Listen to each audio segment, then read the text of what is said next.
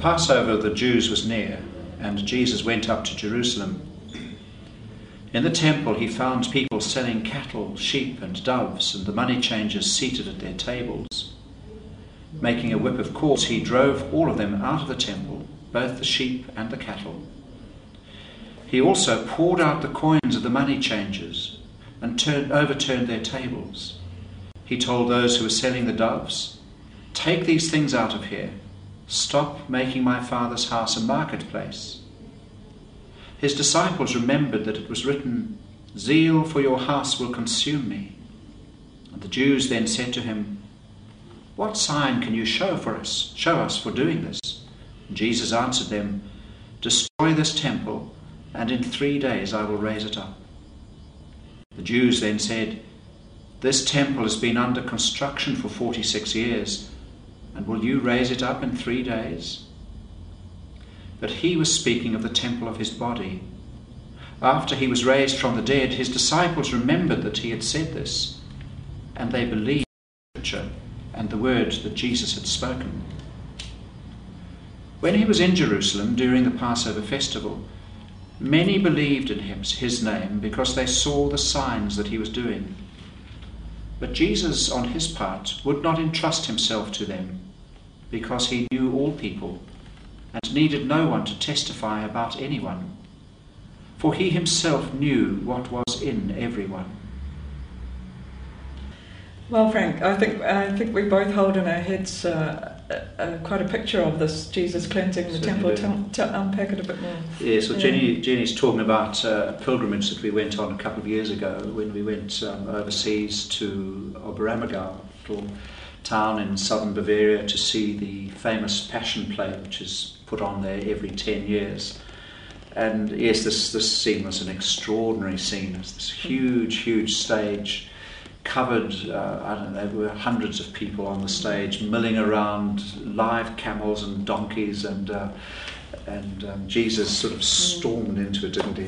And the whip was there, and the pigeons all sort of flew up from the baskets, and money tossed across the stage. I felt rushing out to get some, such as the expense of the ticket. Yes, but it was certainly, I think just the sort of shock nature of the action, just seeing the shocked expressions on people's faces. And indeed. I suppose it might help just to realise that in John's Gospel, this is placed right at the beginning of Jesus' ministry. So you can imagine the sort of shock value in the other Gospels.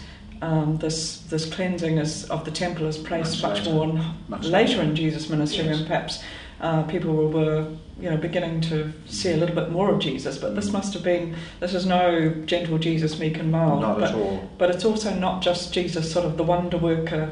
There's something much more sort of strident and... An interesting contrast, isn't it? Because the story immediately before it is about turning water into wine and having a jolly good time and having a great party.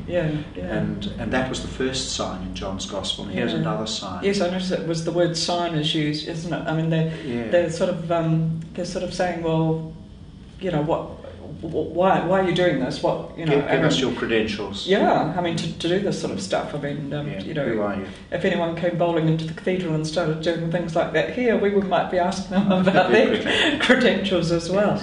Yeah. So clearly Jesus is saying there's a whole new, different era coming. What's been happening now is no longer there, and he does it in a pretty dramatic way.